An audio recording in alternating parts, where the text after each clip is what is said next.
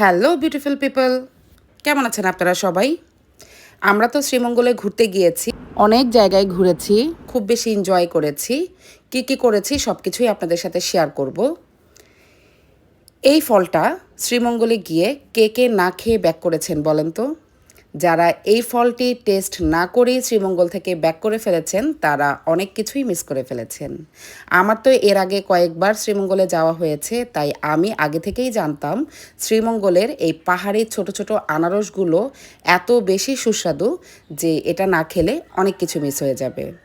আমার ছোট ভাই বোনকে বলছিলাম যে তোমরা যেহেতু ফার্স্ট টাইম এসেছো, তোমরা টেস্ট করে দেখো কেমন লাগে তোমাদের কাছে।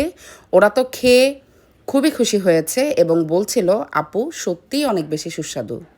আমার ছেলেমেয়েরা যেহেতু এখন মাসাল্লাহ একটু বড় হচ্ছে, ওরাও খুব ভালোভাবে খাবারটা খেয়েছে এবং ওদেরও বেশ ভালো লেগেছে। ছোট ছোট ভ্যানে করে শ্রীমঙ্গলের বিভিন্ন জায়গায় এই ছোট আনারসগুলো বিক্রি করা হয়।